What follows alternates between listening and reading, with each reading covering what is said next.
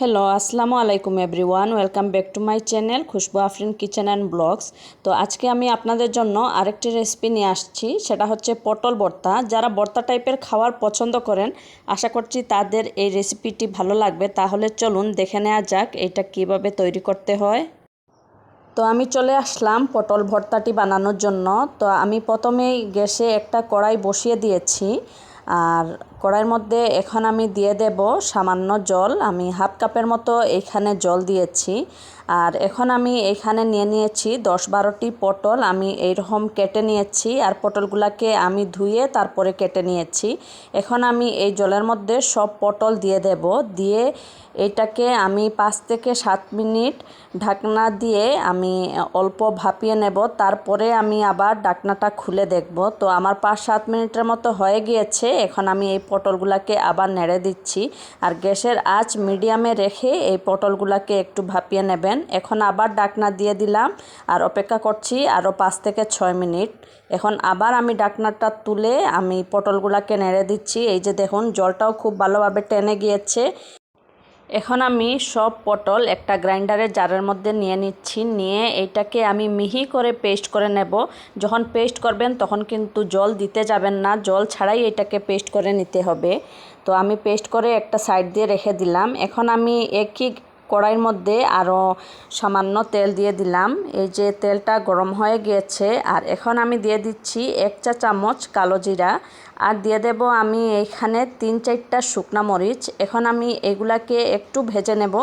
তো আমার শুকনা মরিচ আর কালো জিরা ভাজা হয়ে গিয়েছে। তো আমি এখান থেকে 2টা শুকনা মরিচ এখন সরিয়ে নিচ্ছি। আর যখনই ভর্তাটা বানাবেন চেষ্টা করবেন সরষের তেল দিয়ে করতে, তখন ভর্তাটা খেতে ভালো লাগে। আর এখন আমি দিয়ে দিচ্ছি পুরো একটা রসুন আমি কুচি করে নিয়েছিলাম, এই রসুন কুচিটা দিয়ে দিলাম। যখন রসুন কুচিটা একটু লালচে হয়ে যাবে তখনই আমি দিয়ে দেব এখানে একটা পেঁয়াজ আমি কুচি করে নিয়েছিলাম, এইটা দিয়ে দিলাম। আর দিয়ে দিচ্ছি আমি 3টা কাঁচামরিচ। এখন আমি পেঁয়াজ, রসুন আর কাঁচামরিচটাকে 2 থেকে 3 মিনিটের মতো ভেজে নেব। যখন দেখবেন বাজতে বাজতে একটু লালচে কালার হয়ে যাবে, তখনই আমি এইখানে দিয়ে দেব আমরা যে পটলটাকে পেস্ট করে নিয়েছিলাম, এই পটলের পেস্টটা।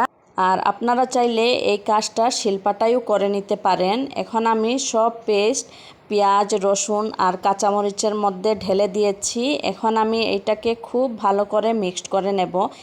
গ্যাসের আঁচ মিডিয়ামে রেখে এইটাকে মিক্সড করে নেবেন। এই যে আমার মিক্সড করা হয়ে গিয়েছে। আর এখন আমি দিয়ে দেব এখানে হাফ চা চামচ হলুদের গুঁড়া, আর এখন আমি দিয়ে দিচ্ছি হাফ চা চামচ মরিচের গুঁড়া। এখন সব কিছু দিয়ে খুব ভালোভাবে মিক্সড করে নেব। এই যে আমার মিক্সড করা হয়ে গিয়েছে। আর এখন আমি দিয়ে দিচ্ছি স্বাদ মতো কিছুটা লবণ।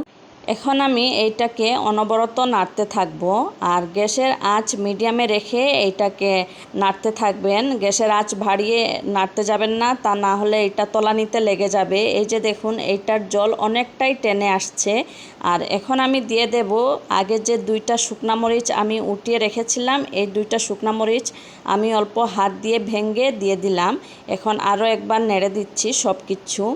এই যে দেখুন, অনেকটাই টেনে আসছে। আস্তে আস্তে দেখবেন এরকম করতে করতে প্যানের গা ছেড়ে দেবে। আর এখন আমি দিয়ে দিচ্ছি সামান্য চিনি, আর এখন আমি দিয়ে দিচ্ছি সরষের তেল। এইখানে আমি 3 থেকে 4 চামচের মতো সরষের তেল দিয়েছি।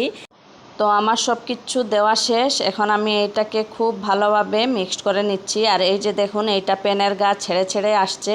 আর আমার পুরোটা হতে 15 থেকে 20 মিনিটের মতো লেগেছে। তো আপনাদের হয়তো একটু কম বা বেশিও লাগতে পারে। আর চেষ্টা করবেন গ্যাসের আঁচ মিডিয়ামে রেখে এটাকে অনবরত নাড়তে। যত ভালোভাবে জলটা টানবে তখন খেতেই আরও বেশি মজা হয়। আর আমি এইখানে হাফ চা চামচের মতো চিনিও দিয়েছিলাম, আপনারা চাইলে এটা বাদ দিয়ে দিতে পারেন। এখন আমি নামিয়ে নেব আর আপনাদেরকে পরিবেশন করে দেখাবো। হয়ে গিয়েছে পটল ভর্তা। আপনারা এটা গরম গরম ভাতের সাথে খেয়ে দেখবেন, খুবই ভালো লাগে। যারা ভর্তা খেতে পছন্দ করেন, আশা করছি তাদের কাছে আমার এই রেসিপিটি ভালো লাগবে। আর আমার রেসিপিগুলি যদি আপনাদের কাছে ভালো লেগে থাকে তাহলে প্লিজ একটা লাইক দিতে ভুলবেন না। আপনাদের একটি লাইক আমাকে অনেক উৎসাহ দেয়। আমার রেসিপিগুলি আপনার ফ্রেন্ড অ্যান্ড ফ্যামিলির সাথে শেয়ার করবেন এবং আমাকে এগিয়ে নেওয়ার জন্য সাপোর্ট করবেন। আসসালামু আলাইকুম।